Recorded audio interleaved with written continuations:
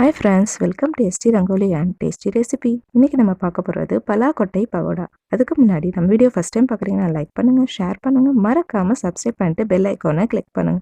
அப்பதான் நான் போடுற வீடியோ மிஸ் பண்ணாம பார்க்க முடியும். நாம பலாப்பழத்தோட பழத்தை மட்டும் எடுத்துக்கிட்டு கொட்டையை தூக்கி எறிஞ்சிடுறோம். ஆனா இந்த பலாப்பழத்தின் கொட்டையில ஏராளமான அத்தியாவசிய சத்துக்கள் இருக்குங்க. அப்படிப்பட்ட இந்த பலாக்கொட்டையில நம்ம எப்படி பக்கோடா செய்யுதுன்னு பார்க்கலாம் வாங்க.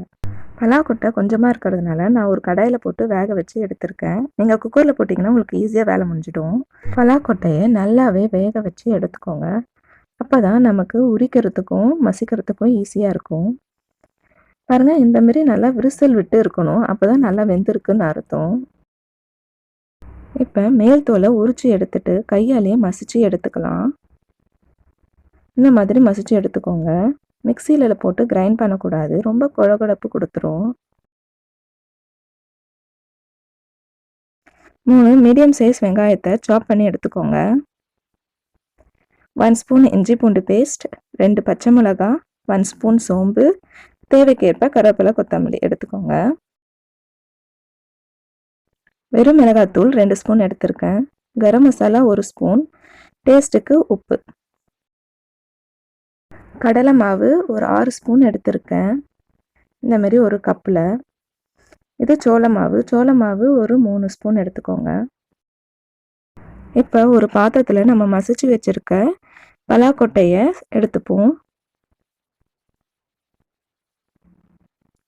எடுத்து கலந்துக்கிட்டு சாப் பண்ணி வச்சுருக்க வெங்காயத்தை அதில் சேர்த்துக்கோங்க. கடலை மாவு அதில் சேர்த்துக்கலாம், சோள மாவு. இப்போ மிளகாத்தூள், கரம் மசாலா தூள், டேஸ்ட்டுக்கு உப்பு சேர்த்துக்கோங்க.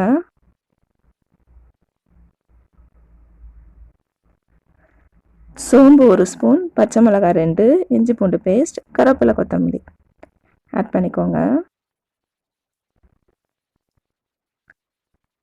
கருவேப்பிலை இன்னுமே நிறையவே சேர்த்துக்கலாம், பக்கோடாவுக்கு நல்லா டேஸ்ட்டாக இருக்கும். இப்போ சூடாக இருக்க எண்ணெய் 2 ஸ்பூன் போட்டிருக்கேன். சூடாக இருக்கிறதுனால கை வைக்கும் போது பார்த்து வைங்க, சூடாக இருக்கும். எனக்கு பொறுக்கிற பதத்தில் இருக்கிறதுனால நான் நல்லா பிசைஞ்சுக்கிட்டேன். வெங்காயத்தில் ஈரப்பதம் ஏற்கனவே இருக்கும், ஸோ அதனால் நல்லா பிசைஞ்சு விட்டுட்டு அப்புறம் தண்ணி சேர்த்துக்கோங்க. தேவைப்பட்டால் கொஞ்சம் கொஞ்சம் தண்ணி தெளிச்சுக்கோங்க. இந்த மாதிரி நல்லா மிக்ஸ் பண்ணி எடுத்துக்கோங்க, ரொம்ப தண்ணி ஆகிடக்கூடாது. இந்த மாதிரி ஒரு கன்சிஸ்டன்சிக்கு கலந்து எடுத்துக்கோங்க. சொல்லணும்னா வடை மாவு பதத்துக்கு பை த சைட் எண்ணெயை ஹீட் பண்ணி வச்சுக்கோங்க. இப்போ நம்ம பக்கோடாவை போட்டு எடுத்துக்கலாம். உங்களுக்கு எப்படி வேணுமோ அப்படியே உதுத்து போட்டுக்கோங்க. நான் சின்ன சின்ன பீஸாக உதுட்டு போடுறேன்.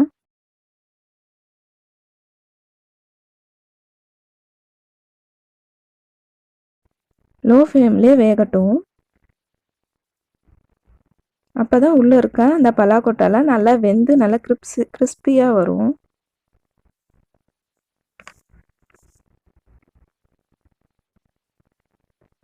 இப்போ கரண்டி வச்சு கிளறி விட்டுக்கலாம் நல்லா.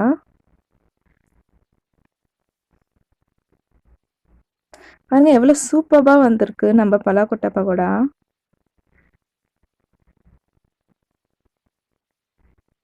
திருப்பி விட்டு கலரி விட்டுட்டே இருங்க.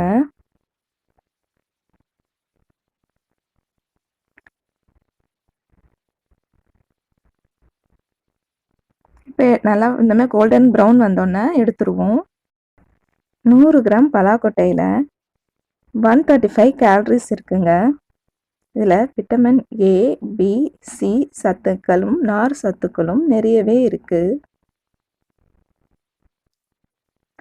ஒரு பிளேட்டுக்கு ட்ரான்ஸ்ஃபர் பண்ணிட்டோம். இப்போ மீதம் இருக்க மாவையும் நம்ம பக்கோடா போட்டு எடுத்துப்போம்.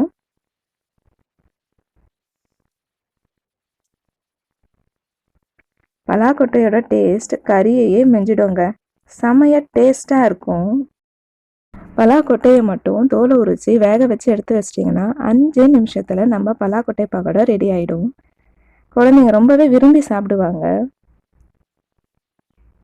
கூடவே ஒரு சுட சுட காஃபி இல்லை டீ செமையாக இருக்கும் ஈவினிங் ஸ்நாக்ஸ்க்கு.